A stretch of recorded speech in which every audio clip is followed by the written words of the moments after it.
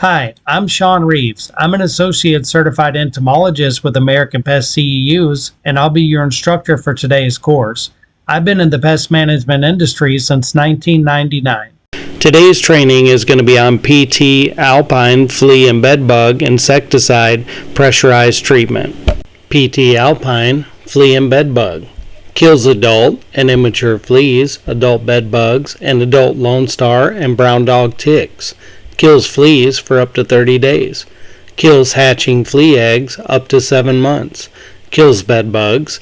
Aids in preventing bedbug hatch. Kills bedbugs when they hatch. Kills ticks and bedbugs by contact.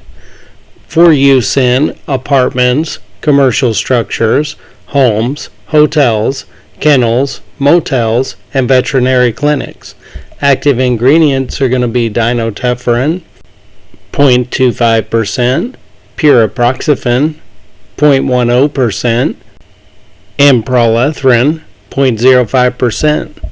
The EPA registration number on this product is 499-540. This is a keep out of reach of children product, so obviously it's definitely a restricted use pesticide, and we want to be careful and make sure it's out of reach of children at all times. You always need to refer to the full label for first aid, precautionary statements, directions for use, and conditions for sale and warranty. In case of an emergency, endangering life, or property involving this product, call day or night 1-800-832-HELP or 4357. This product was created by BASF Corporation. Let's take a look at the first aid section of our label. If on skin, take off contaminated clothing. Rinse skin immediately with plenty of water for 15 to 20 minutes. Call a poison control center or doctor for treatment advice. So what we're saying here is you just got to be careful. Obviously, if this product gets on your clothing, you definitely want to take it off. It's not something you want to sit on your clothing where you can continue to come into contact with it throughout your day. Rinsing skin immediately with plenty of water, 15 to 20 minutes, basically you can understand that this is going to help you against the dermal exposure through your skin. So basically what you're doing is you're diluting the product and making sure as little as possible absorbs through your skin. And obviously it always makes sense to call a poison control center or doctor for treatment advice just to make sure if there's anything else you need to do. If this product is swallowed, you're going to immediately call a poison control center or doctor. So let's stop right there. I think it's very simple and only makes sense. If you swallow any type of pesticide, definitely call a poison control center or doctor because you've got a major issue on your hands. Another thing you don't want to do if it's swallowed is do not induce vomiting unless told to do so by a poison control center or doctor. Do not give any liquid to the person. Do not give anything by mouth to an unconscious person. So again, if you see somebody that may have been poisoned by this product or any other product, make sure you know what the label says. In this case, you're not going to give any liquid to this person, and of course you would never give liquid to an unconscious person. With the hotline number, have the product container or label with you when calling a poison control center or doctor or going for treatment. You may also contact BASF Corporation for emergency medical treatment information, 1-800-832-HELP or 4357. Note to physician, contains petroleum distillate, vomiting, may cause aspiration pneumonia.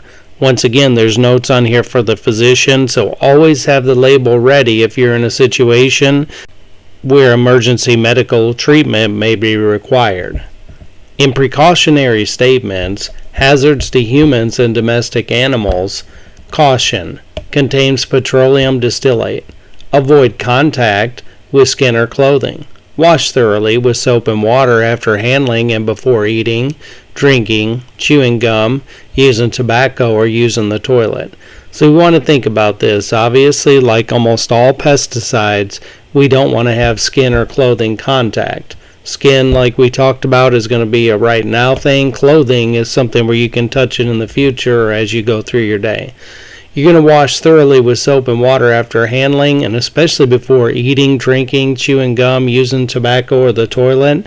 This is common on pesticide labels, but it's also there for a reason, because commonly people forget and they'll use products like this and then they won't wash their hands, or they'll come into contact on their clothing or whatever the case may be, and they'll continue to have issues through the day. In physical or chemical hazards, contents under pressure, do not use or store near heat or open flame. Do not puncture or incinerate container. Exposed to temperatures above 130 degrees may cause bursting. So common sense here, you're not going to spray this stuff, say, on a pilot light of a furnace or anything, but you got to make sure you don't want to get it near heat or open flame, and you also do not want to puncture or incinerate container. Obviously it's under pressure, it could blow up. And then any temperatures above 130 degrees may cause bursting. And you think about 130 degrees, if you've got this in a tool container in the back of a truck or something like that, and you're working in the western U.S., I could see a scenario where you could definitely be at 130 degrees or above. So you really need to think about those types of things. In the directions for use, it's going to be a violation of federal law to use this product in a manner inconsistent with its labeling.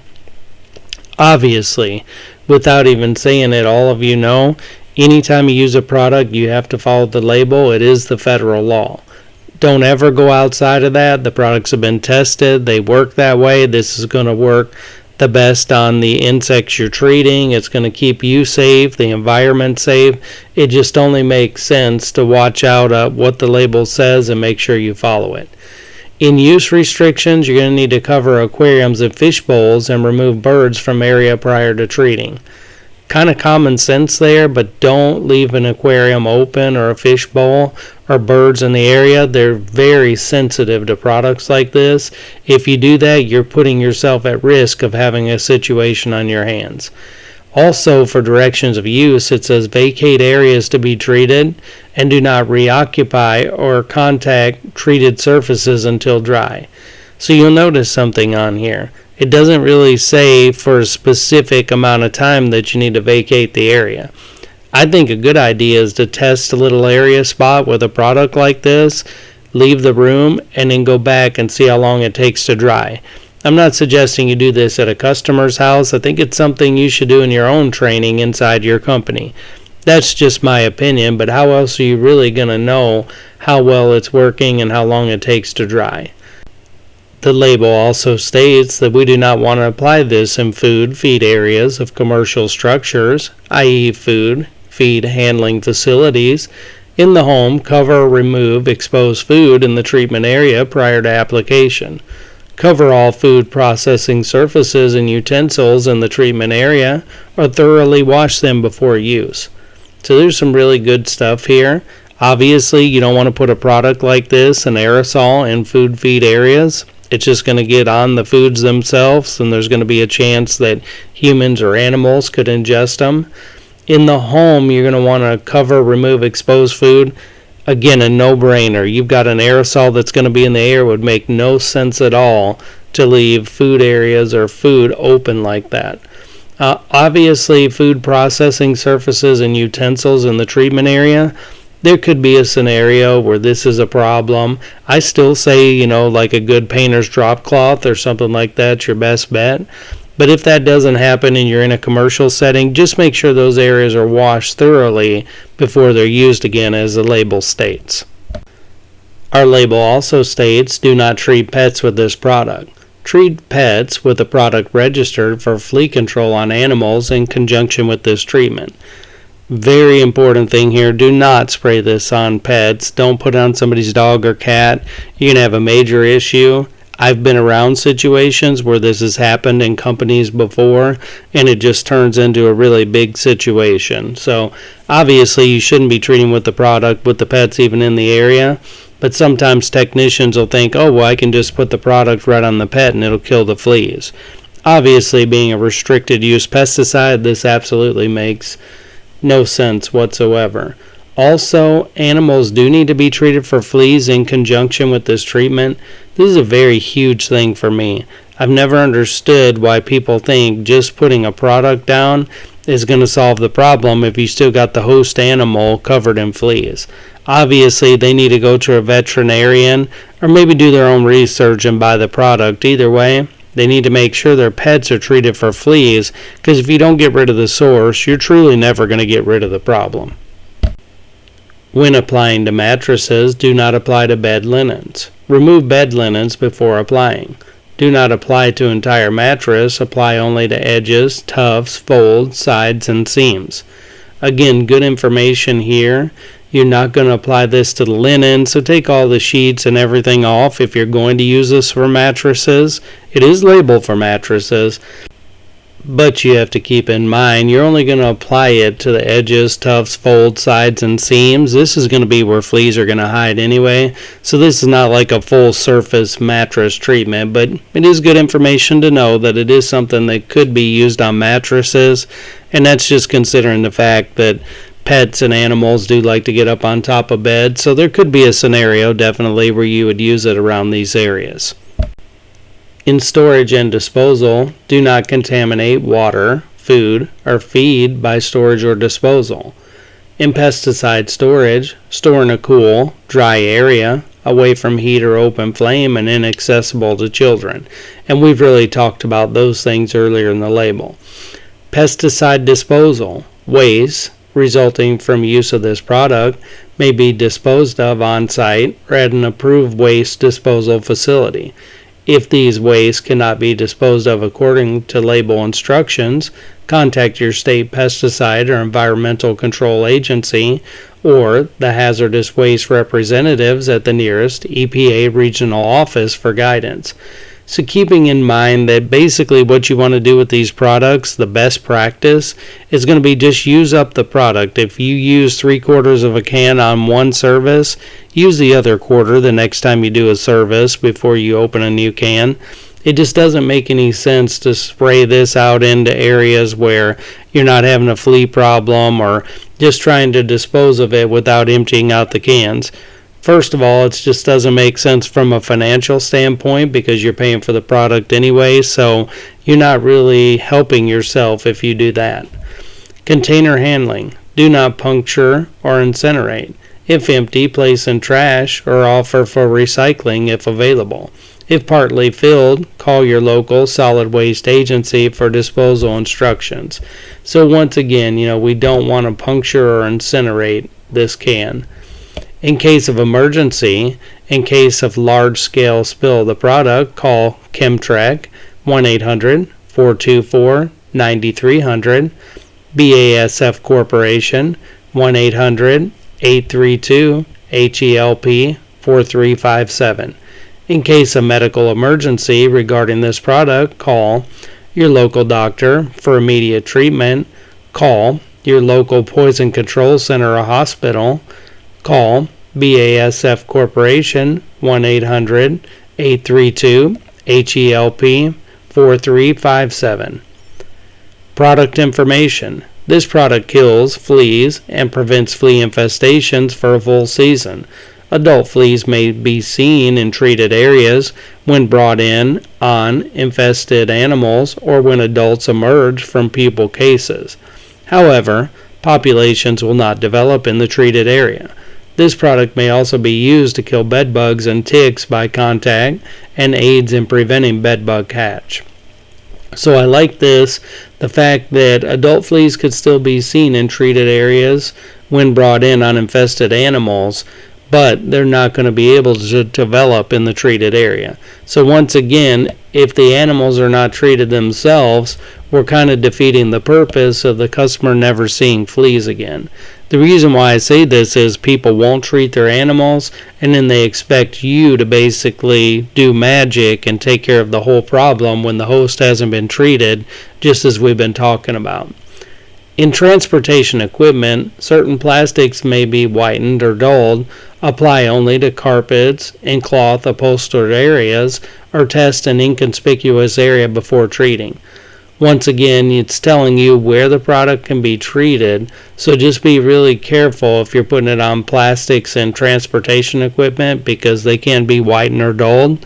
and a lot of people don't want the look or appearance of their equipment to be changed for obvious reasons. Apply only to carpets and cloth upholstered areas, and test an inconspicuous area before treating. I always love that. I like treating just a small section, give it a couple minutes, just see what it looks like. That way you don't have to worry in the future about is it going to stain a carpet or whatever the case may be. Note, this product has been tested on several types of carpet, fabric, and other household furnishings without adverse effects. I do like that idea as well. So the people at BASF have tested this product. I can tell you that's a tough process. I've tried to get products approved before. You would be amazed at how much work it is. So when you look at the label and you look at things like this, when it says they've tested on furnishings and they're good, typically we know then that product's probably going to be good. In a few instances, wax surfaces have become whitened or dulled. Holding the can 36 inches away from the target surface normally prevents any whitening from occurring. Because the wide variety of floor types and finishes, treat a small inconspicuous area before treating the entire area, and avoid contact with antique furnishings. Again, we're just talking about the fact that, number one, you're going to see like 36 inches. That's going to be in the application instructions. So you need to be that far away anyway. There's no reason why you would be treating with this product 6 inches away from any type of surface. Also with floors and finishes, just like carpet, test an area. Just make sure a small area is going to be okay before you do a big surface treatment. And always avoid contact with antique furnishes. I would tell you right now, if you're looking at anything that's antique, be very careful. These are valuable, and you definitely don't want to get yourself in a situation. Next, we're going to look at application instructions. Shake well before use.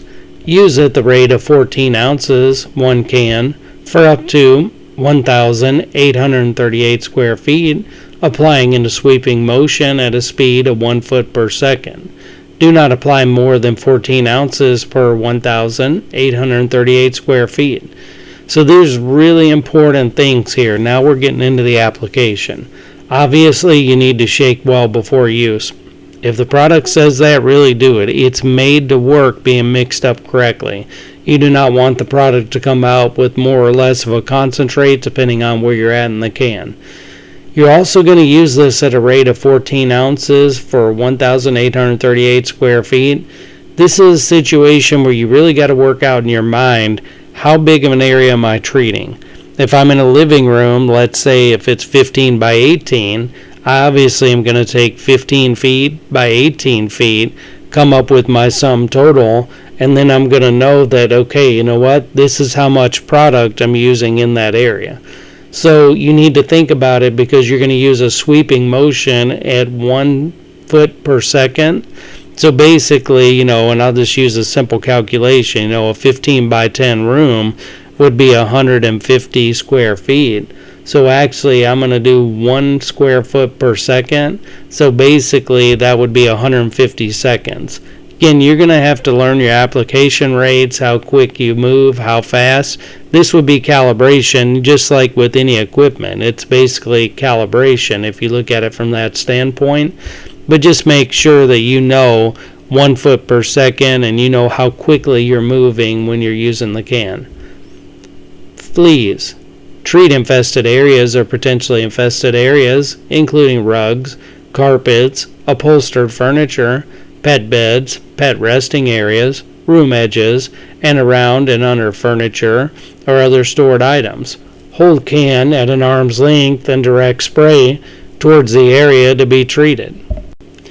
Using a sweeping motion to apply product and back away from treated area while holding the can 36 inches away from the surface being treated.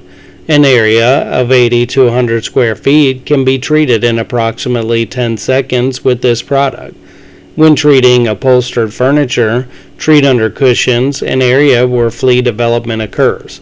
Once again, this is telling you the type of areas and surfaces to treat and also how far away you need to be. So we're talking again about the 36 inches away from the surface. And based on this section of the label, an area of 80 to 100 square feet can be treated in approximately 10 seconds with this product. So once again, you just got to really look at your application rates, make sure you're following the label. When treating the upholstered furniture, treat under cushions and areas where flea development occurs. So that's a really big thing. Obviously, we got to think about where fleas are going to be. Cracks, crevices, under upholstered furniture areas, things like that. You got to think about where they would develop, and you got to treat those areas. So there's some really good stuff in this section of the label. When dealing with bed bugs, this is going to kill bed bugs. Apply where bed bugs harbor or are suspected of traveling. Treat areas such as wall junctions and floors, beneath floor coverings and carpets, closets, shelves, curtains, furniture, behind, under, or inside furniture, including upholstered furniture, headboards, picture frames, and box springs. Allow surfaces to dry before reoccupying the treated area. When treating furniture, i.e. sofas and chairs, do not apply to flat surfaces where prolonged human contact will occur. When treating mattresses, remove linens before application. Apply to edges, tufts, folds, sides, and seams. Do not apply directly to bed linens and other bed surfaces that come in direct, prolonged contact with occupants of the bed. Allow mattresses to dry before bed is remade and used. When treating luggage, apply onto empty luggage. Direct product into luggage, pockets, seams, folds, around wheels. Areas of rooms where luggage is stored may also be treated. Check for potential staining issues before treating by a small, inconspicuous area of the item to be treated. Reapply as necessary, but not more than once a day. A quick recap on this. Obviously, this is just telling you all the areas that the label states it can be used for bed bugs. So again, all the bed bug areas we can think of. There's too many to list here without you reading the label before the treatments. But you get a pretty good idea that this can be used in most areas, including luggage. And I thought that was interesting as well because people pick up bed bugs in their luggage when they go out places a lot of the time. When we talk about ticks on the label, we're going to apply to infested non-porous areas and egg-laying sites or other non-porous areas where ticks are suspected. So once again, this product doesn't need to be used on a porous area. Hi, Sean Reeves with American Pest CEUs again. I want to thank you for testing out today's sample course and let you know that all of our courses are available on AmericanPestCEUs.com as you see on the screen. We are approved for continuing education in 27 states, and our courses are available in all states for you to grow in your pest management career.